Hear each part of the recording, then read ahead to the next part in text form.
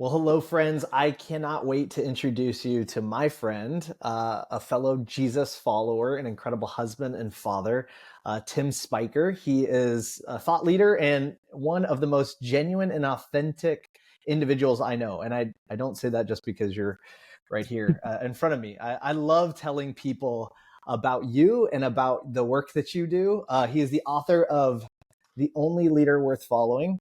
It is definitely worth the read.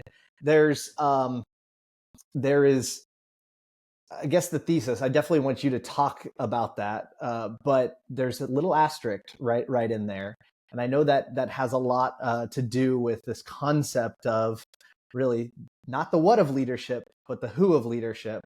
And you've got this beautiful illustration. So why don't you just set up the backdrop of what the book is about, what the Aperio is about, really the calling that you've been on. Well, thank you for the kind introduction. The check's in the mail. My story around leadership, it ran into kind of a pivotal moment. And that moment it was when I was part of a leadership consulting practice and we were gathering data from our clients. And the question came up as we gave them a number of assessments: what is the magic mix that gives somebody the best opportunity to be a really effective leader? Or people asking that question about themselves: do I have what it takes? Do Right. I have at least the potential? And we went into that crunching the numbers statistically to be able to answer their question. And the net of the story is we found a very important piece of information, data driven reality that we were not looking for at all. And that has shaped pretty much everything that I've done in leadership development for the last 20 years. So that's Yeah. how I got started on this story, but we were not expecting it, and it was a surprise. Yeah. So you have this incredible illustration. Even it's just on the front of the book. You've got this tree, Yeah. and if you leaf through this, even you'll see that you've taken that illustration of the tree, and there's a couple pieces to it. And this is I've got to hear your I don't know if it's a keynote speak or or you're just talking about this concept.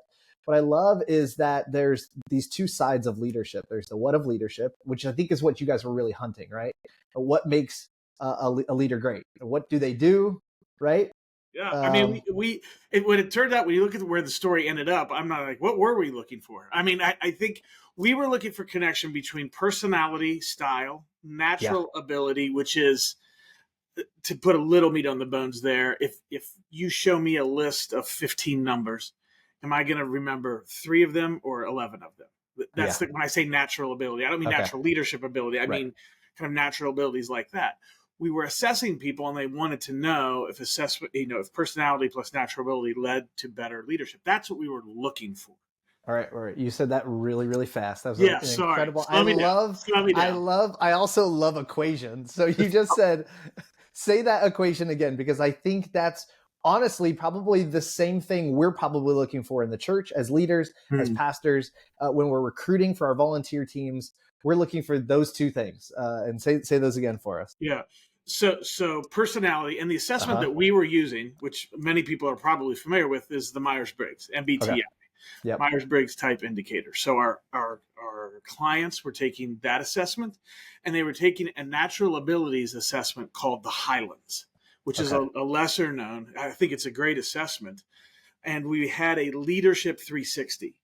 And so we had the data on all 3 assessments to say, oh, for example, if I am a really strong N on the Myers Briggs, that means that I tend to see the forest rather than the trees. I Okay. tend to look at the big picture Right. first instead of the details. There's a piece of the Highlands Natural Ability Battery that measures your time horizon. So, Philip, if you were Okay. to ask me, tell me about the future, Tim, am I going to talk about 20 years from now or lunch Okay. tomorrow? Right. Right. Right. That's that. And so I had a hypothesis going into this, actually, that a really strong N on the Myers Briggs plus a really long time horizon was going to Okay. make somebody better at the leadership action of setting direction. Okay. Right. So that's what we were looking for: pieces that come together that point in these directions. And in the end, and this is really important, kind of preliminary thing to understand for all of us, is that there was no statistical connection between personality, natural ability, and leadership performance. And that's really important. What it means is there's no, like, if I just get an ENFP, to use Yeah. Myers-Briggs Yeah. language, we've got a 63% chance of having an exceptional leader. Right. There's nothing that supports that. We ran the data. There's no personality type on Myers-Briggs. There's no natural ability by the Highlands, that if you have these or some combination of them, that gives you a better chance of being a more effective leader. I'm not suggesting those assessments aren't valuable. They're actually very valuable Right. for us understanding ourselves and interacting with people. But there's no profile there that says that gives you a better chance of a more effective leader. So that's a preliminary point that's worth saying out loud, I think. Right. And well, and I can't help but smile as I'm hearing this, because it's like, there is this creator that's making us and putting these natural abilities and these personalities within inside of us, but they're not saying that I'm going to make you more of a leader than you more of a leader, that we have the raw DNA within us, every one of us, based on this data, even to show that like anybody can be a great leader. Yeah. Yes. And so that excites me, because we're looking across landscapes and have people on teams or in volunteer positions, and it's like there is something that can be developed within somebody to be a great leader.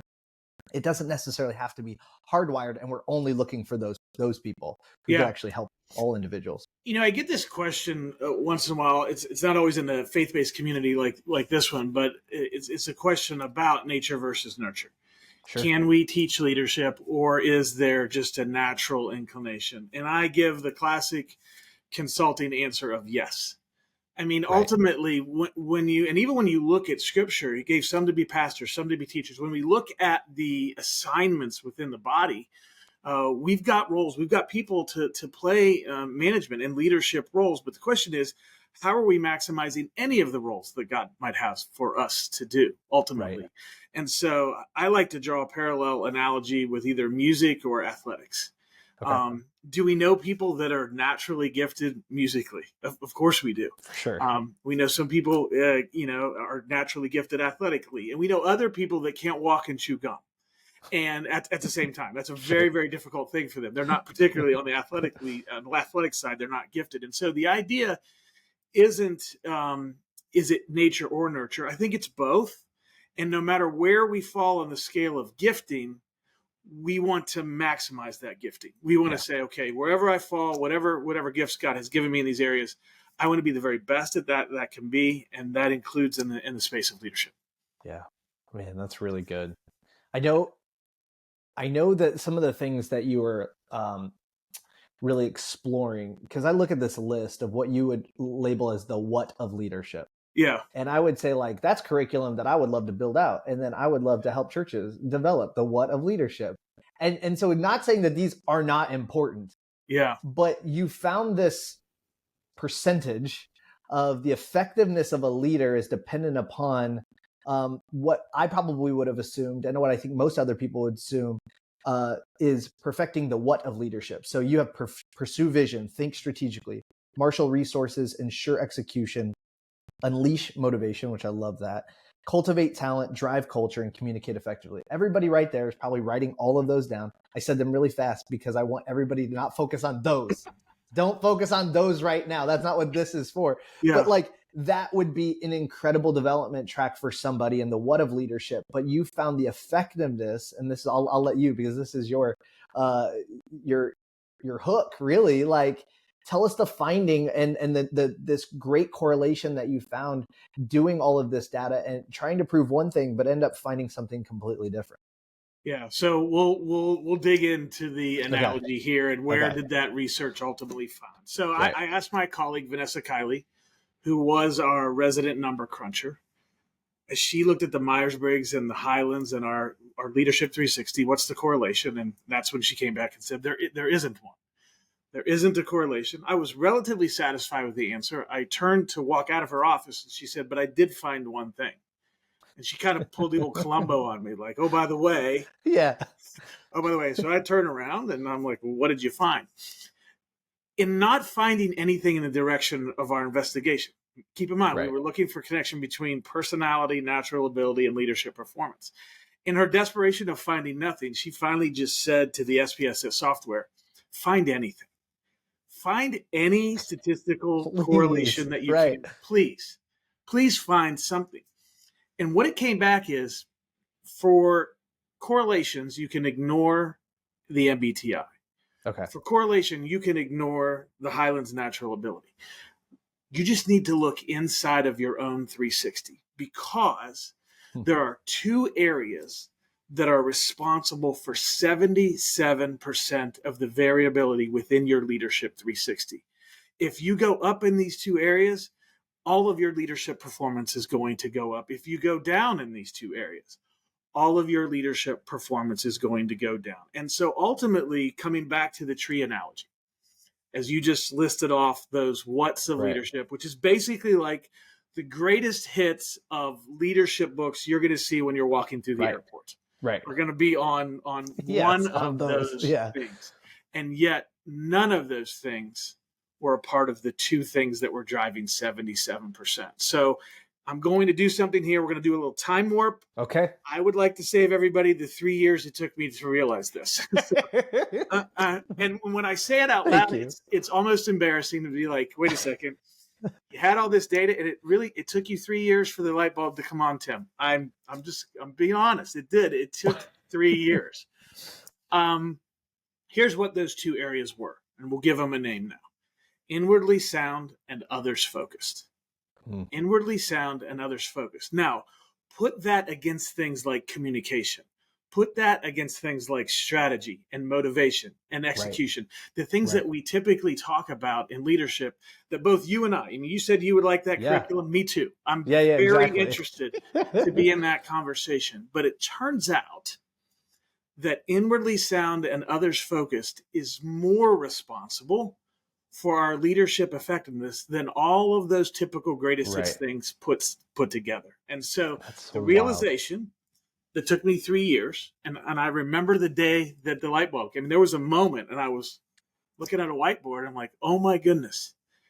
All the things that we normally talk about with regard to leadership are what leaders do. Thus, what you said a moment ago, the what of leadership. But these two things, inwardly sound and others focused, that's about who leaders are as people. And that's when the light bulb came on that, we just put it into a single sentence, that 77% of our effectiveness as leaders comes from who we are, not what we do. And we call that the who, not what principle. And I've spent the last couple of decades of my life in conversations with people about this. And we've had a lot of conversation about how do we chase after that. But I've never had a single person in a couple of decades. And by the way, I'm not trying to challenge somebody to do this. I'm just saying it hasn't happened yet. But I have not had anybody, when we walk through what does that really look like and what does that mean? And when I ask people about the best leaders they've ever followed, I've not had a single person come back to me and say that data is not true. That's not real. I don't believe that. A lot of other conversations about how do we get there, but not a single time has somebody said that that's not been my experience. So who, not what is what goes on the bumper sticker. But it's 77% or 3/4 if you're if you're not an engine nerd like me and you want to round it, go to you're even rounding it down. It's greater than that, which I think is great. So 3/4 of our effectiveness as leaders comes from who we are, not what we do. Man, that's incredible. And so that's what I'm going to show you guys is that's what this leadership tree does have. And this is in the book.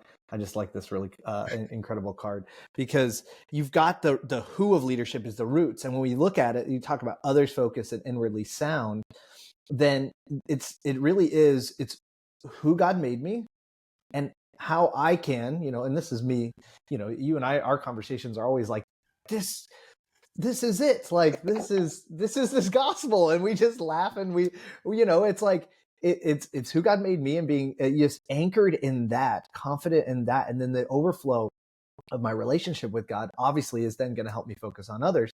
And I even saw you do this in a room. I mean, hundreds of people were in there. You almost started from the very beginning. You threw all your data out at the window. Remind me, and I might be putting you on the spot, so if you don't remember, I'm sorry. It's fine. What was the question that you asked us in that room? And we started writing things down, and then you had us give it back to you. What was that question? Everybody can do this, by the way. Okay. This is perhaps my favorite question to ask, which Sure. is, who's the best leader you've ever followed? Yeah. And what got that person on your list? I mean, that to me, that's a big deal. You ask somebody who's been, alive for more than 15 minutes, who's the best leader you've ever followed? When a name comes to mind, that's amazing. Right. Tell me why that person is on the list. And so as people discuss that, we asked them in the room that day that you're Right. referring Right. to, what's common? What's common amongst your best leaders? Find Yeah. the common threads. And then as I stood in front of the room, I just asked people to tell me from each table, what are the commonalities Yep. from the best leaders? And on the other side of the screen, I had two columns. One Yep. said who, and the other one said what. And I just put a tick mark every time somebody talked about a who-based quality, Sure. and a tick mark every time they talked about a what-based quality. And inevitably, as it happens every time that I have this conversation, you get numbers that nearly mirror exactly Right. what the Right. research says. I think that day, I'm not remembering exactly. I want to say it was 76% or Right. something It was, very, and very close. again, that's why I'm smiling, because anybody that also knows me and that I've worked with, they know, one, you're using my love language. We're talking metrics, we're talking whiteboard, and then we're talking about character. Like, it is proving this character concept. It's like who we are. Again, I'll just to parrot it back because I think this is so powerful. 77% of my effectiveness as a leader comes from who I am, not necessarily what I do. Yeah. And I think that's just incredibly powerful, because sometimes we get so in the stuff, that doing the work of the ministry, Sunday comes every Sunday, that it feels like, man, I got to do the things. I have to make sure that I'm keeping up with all of the leadership books that tell me about vision or that motivate me or challenging my communication. But in reality, you're saying that we can even double, triple down on not that those are not important, because what I like about the illustration is that it's the fruit of Yeah. the other two things. That's exactly right. I think that's the thing that we, I mean, when I say who, not what, perhaps somebody could say, hey, it's a little misleading, because what are we really saying with the tree analogy is that who deeply influences what, just like the roots of a tree influence the health of a tree. And Right. so if we're wanting to do those typical activities of leadership well, what I think we miss most of the time is just how influential who we are, how that lands on what we're trying to do as leaders. If you have the greatest ministry strategy that has ever been authored by any church or parachurch organization on planet Earth, and nobody wants to follow you, Yeah. your strategy doesn't matter. Right. Even if it's the perfect strategy. Right. Right. Nobody wants to help you make that happen. And I think that's at the core of this. Ultimately, it's about the fact that we are far more engaged and energized Right. by following trustworthy leaders. And when I say trust, I need to be careful here, because we have an expanded perspective on trust that is not simply about, am I honest and do I have integrity? Sure. It's much, much bigger than that. And these are the two things: inwardly sound and others focused makes me and you a more trustworthy person to follow. Right. In the fullness, those are really big ideas that we can dig into at great depth, as you know. Yeah. Yeah. But when I am more trusted, then people are more deeply engaged. And there are over 400 studies globally across every culture, across every industry, across every level in every organization. There's no demographic that this doesn't apply to, that when I am more engaged, I produce a better result. Right. So I don't know that we needed Right. 400 studies to determine that, but we have them, and they all point in the same direction. So ultimately, who I am determines how trustworthy I am. That determines how engaged people are, and that ultimately is why this all connects to the results that we produce. When I think about this, I think about the leaders that I've had, and depending on the relationship that I've had with them, it has been so easy to overlook certain gaps of the what of leadership, because the who is so strong. Because I know they care for me and they're with me. Yeah. They're actually have my interests even above their own, or the own of the ministry or the industry, that I'm able to say, man, that actually endears me to them more so than if we, like you said, had a killer strategy, we're great communicators.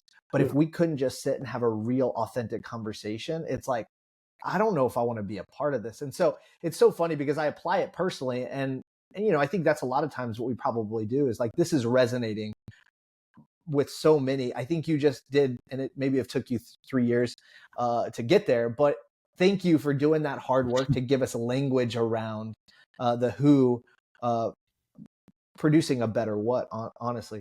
All right.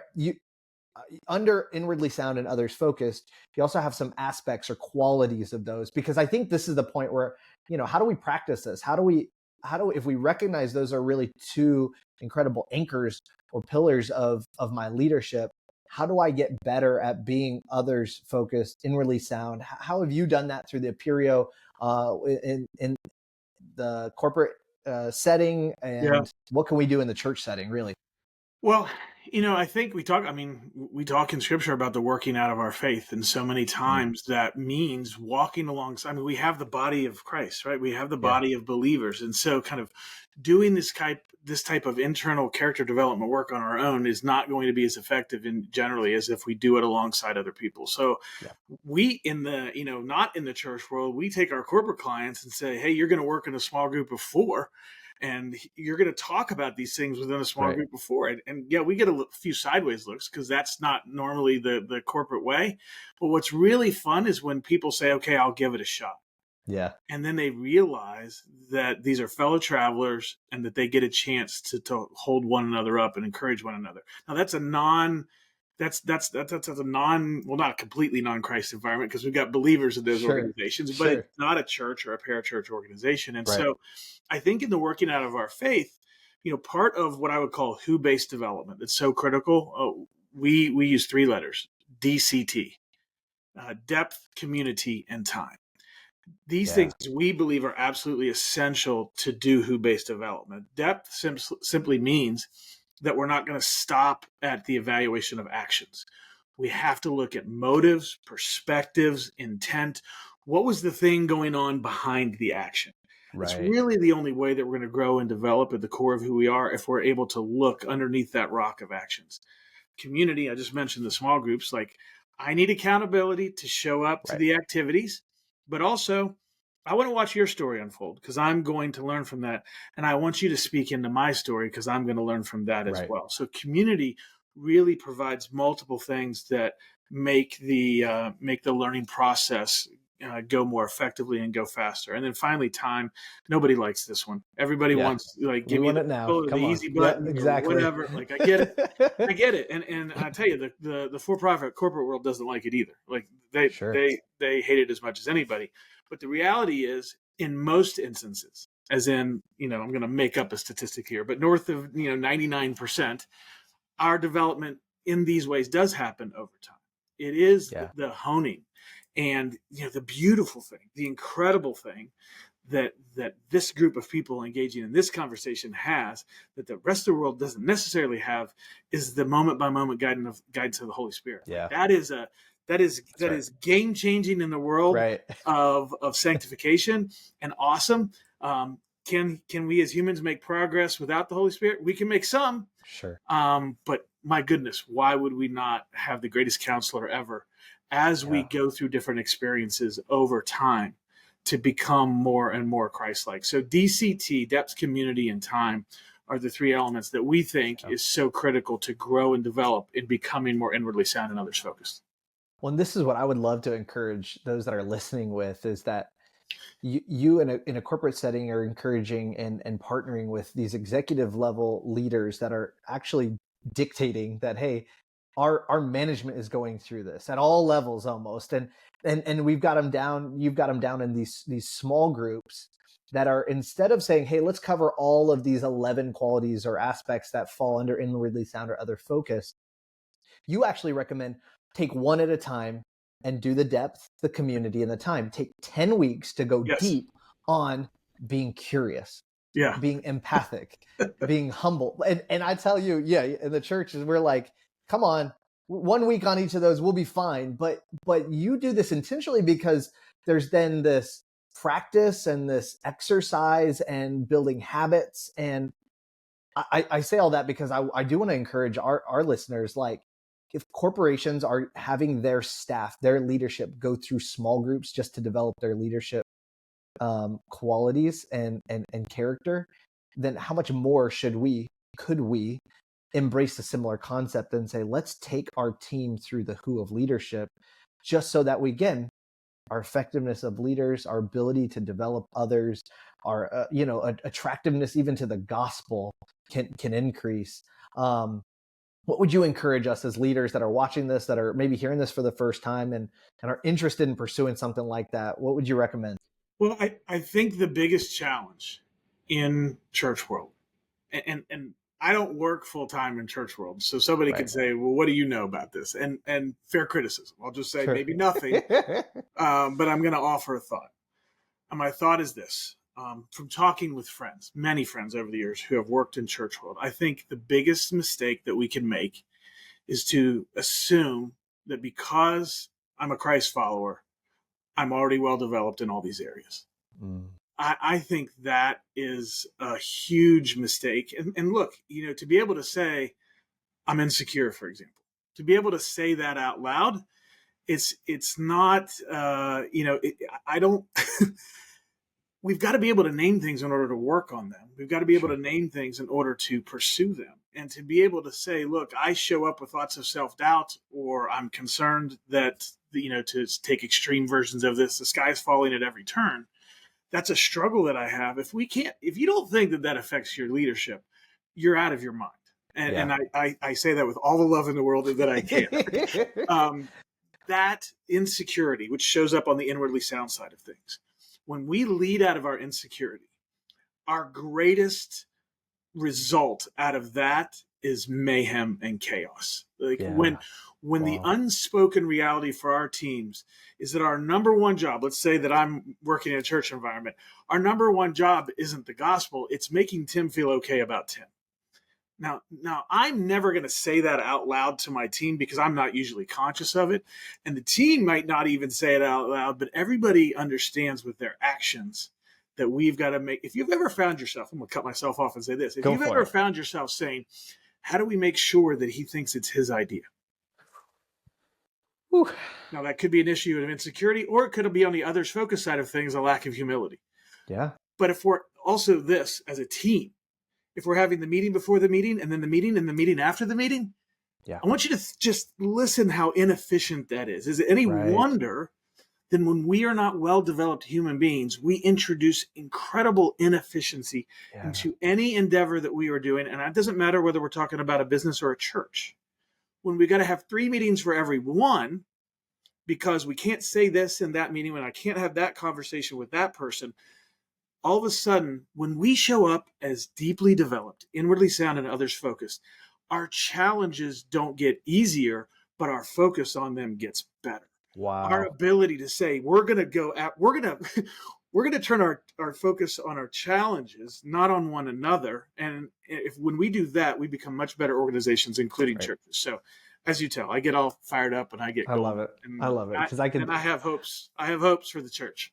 I feel like we can talk about each one of these because, all of these qualities are elements of just something that you can spend so much time actually figuring out that help root in, if I am curious. Way to work the word root in there with the tree analogy. There we go. Hey, Excellent. I'll send that check back to you. I'll send it back.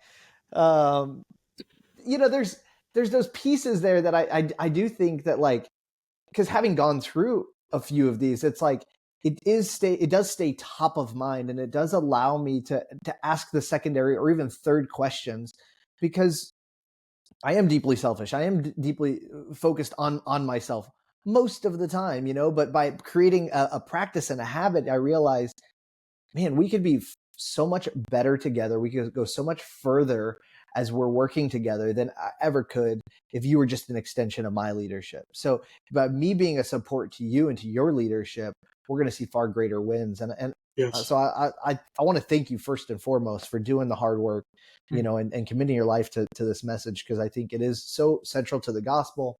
It's so powerful and can be so useful in the church world and the business world. All right, we always have one question, and this is it's like a question that we wrote for you. We didn't actually, but it lines up perfectly with what we've already talked about. Is we believe that the best development happens in the context of relationship. Yeah. That's one of our values is we work relationally. Another one of our values is we go deep. These are another reasons why I love working with you alongside of you, and even in the same just leadership space. But who is someone who's played a pivotal role in your growth as a leader, and what's something practical they did to help you grow? Yeah. When I saw that question was going to be part of our conversation, I got so excited because I immediately started taking notes because I knew who the answer was. I'm just going to take advantage of the fact that you've asked me a question. Theoretically, I have the microphone right now. Yeah. Before I answer your question, I'm going to say this. We've been talking about inwardly sound and others focused. Yeah. Can you think a combination of two words that more fully describes Jesus? Oh, no. And inwardly sound and others focused. That's right. This is the word made flesh. Yeah. Inwardly sound and others focused. So I couldn't step off of here without. Is your answer Jesus? Are you saying your no, answer is Jesus right now? I'm giving you the name of a person, but no. Okay. We all know that the answer. We all know that. Is That's Jesus. right. That's right. Yeah. I just wanted to call out That's so specifically good. No, those that's so two good. things, because didn't he have to be, especially as a human? Yeah. How inwardly sound did he have to be to do in order to be others focused? How inwardly sound did he need to be to go through all that he went through? I mean, it's incalculable for us and amazing to have that example. So I needed to That's fit so that good. in. I love it. Mike Cain is a person in my life who, interestingly enough, really makes the point of how big an impact somebody can have in such a short period of time. Okay. Formally, in my life, I reported to Mike Cain for exactly 1 year of my entire life. Wow. But that relationship has echoed for decades now. And I'm still great friends with Mike today, which is, by the way, almost always the story that you hear with the best leaders that we've followed. Yeah. The relationship is never confined to whatever the endeavor was. Right. And when they've moved on or you've moved on or life events happen, all of a sudden you see the depth of the relationship because you want to pick up the phone and say, hey, in my case, hey, Mike, guess what happened? Guess whether you got married or had kids or some business thing happened, you want to share that with that person. That's usually a pretty decent indicator that somebody had a positive impact when you're no longer working for them, but you want to stay in relationship with them. But one of there are so many different things. I wrote five different things down about Mike, so you might have to cut me off here. But one of the first things was I just wrote down real talk. Yeah. Mike took over a group that I was working for, and he told me that he wanted to have a meeting about one of our major clients. And so within a day or two, I was in his office, and he said, "So we can talk about the client stuff later. Tell me how upset you are."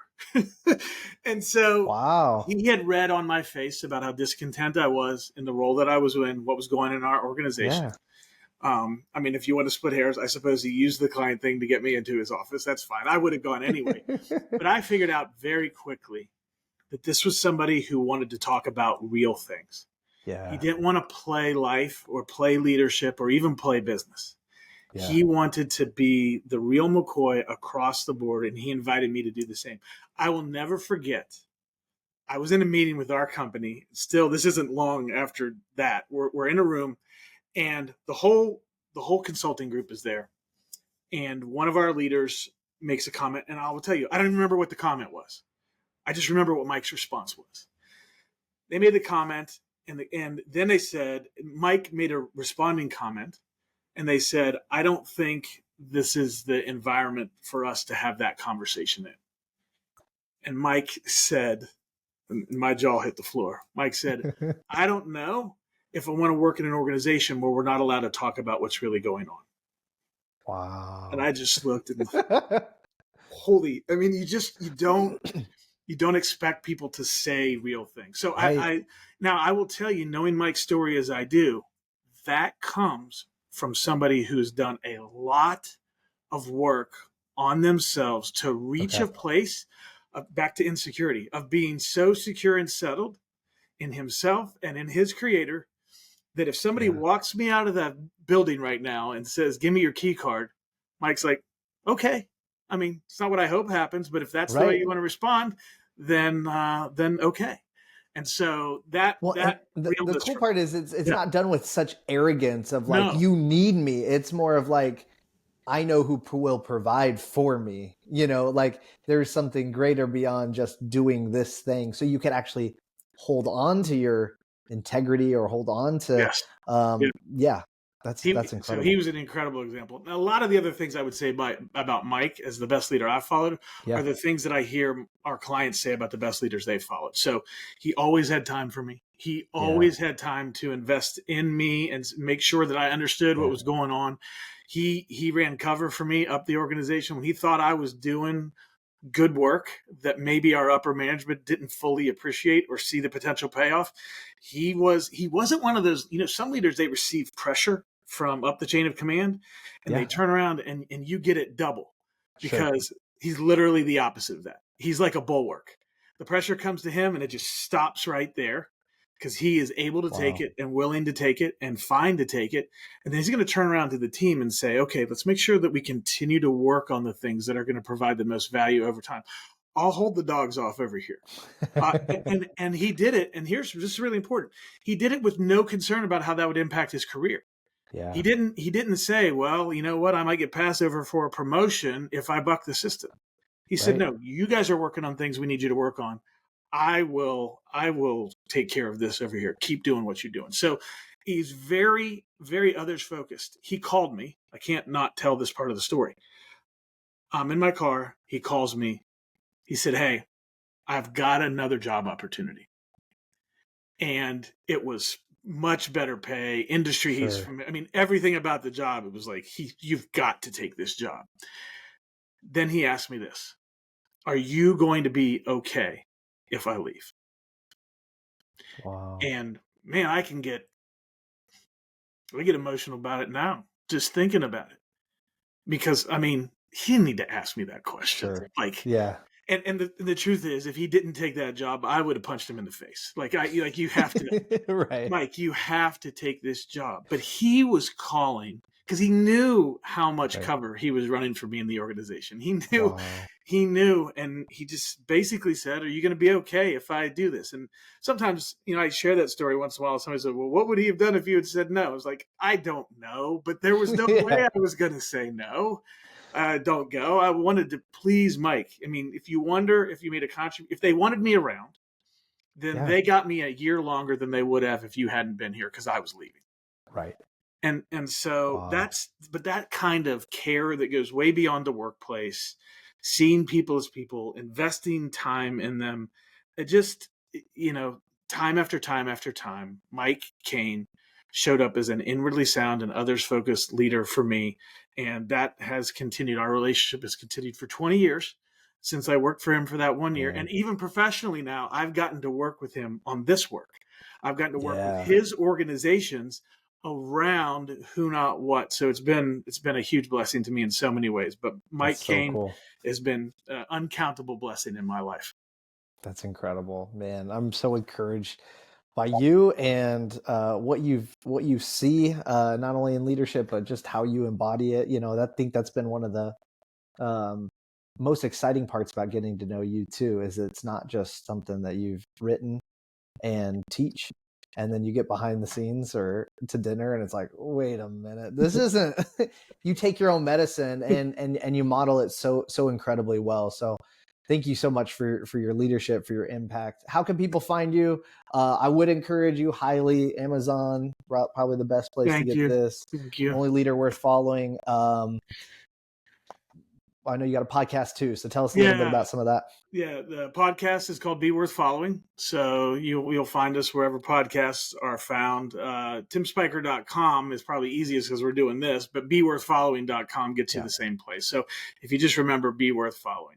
I feel really led to before we get off here to say one thing just as an encouragement to everybody. Yeah. Um, I will say it is so much easier for me to talk about this stuff than it is to live it out. Hmm. It's so much easier to talk about the truth sometimes than it is to lean into it. And I want to I want to make sure that I fit this in here at the end because I don't want people to look at this list of things and like, okay, great. We just said Jesus is the model, so Yeah. everybody Yeah. just go be perfect. Like, I mean, it's Yeah. we can get incrementally better. And to close that, I want to say about a place where I think that I'm failing as a leader currently, Okay. just to say, hey, like I'm on this road just like everybody else. Sure. I have a 15-year-old son. I could just stop right there. I think Right. I could We just all say know that there's now. there's a few people out there who are like, oh, okay, say no more. But here's the reality. If he had a choice, and he doesn't, but let's say he had a choice of laying his head down in my house tonight or some other place, Sure. would he choose to Mm, stay? And right now, I don't know that he would. And we can wow. all chalk it up to 15-year-old knuckleheads being 15-year-old knuckleheads. But a more important question for me as a father is how am I showing up? Yeah. Because if I'm showing up impatient, emotionally, yes, okay, he's done it for the 17th time. Yes. But what's right now in the 17th of whatever this forgot my lunch or whatever version of the I thing was gonna is, say, right? were Doesn't you matter. in my kitchen No, this no, I morning? Wait, mean, is that I what you're mean, saying? there is common, How did you know? but think about now. It's the 17th time of insert whatever your kid does Right. that drives you crazy. That you think that they should be past at this point, more mature than. My next move is not that I'm not saying, well, no discipline or all discipline or anything like that. What I am saying is if I react to him out of my frustration, out Yeah. of my interest, like what's the most important thing right now as I'm frustrated? Is it loving him and developing him, whatever that looks like? Or is it me exercising the frustration that I have because I'm an Right. emotionally immature person. And so now my son gets to experience my emotional immaturity. You can see if I show up emotionally immature time and time and time Wow. again, where I'm more focused on my reaction to the thing that he's annoyed me about, Right. does he want to follow me? Right. No, he's not feeling love. Yeah. He's not feeling concern. He's feeling judgment. He's feeling frustration. And I'm not saying that we should never be frustrated. I'm just saying, am I showing up for him inwardly sound and others focused? Right. And I'm telling you, the answer way more often than I want to admit is no. Yeah. One of those two things is failing. And so if he had a choice, he might, at this point, he might choose somebody else. So I just want to share that story to normalize the struggle.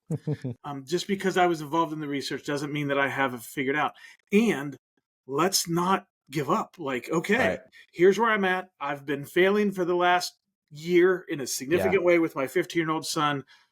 What can I ask the Holy Spirit and my friends to help me be accountable to do the 18th time that he Yeah. does whatever the thing is that bothers me? So I just want to say we're all in this, whether at work or at church or at home.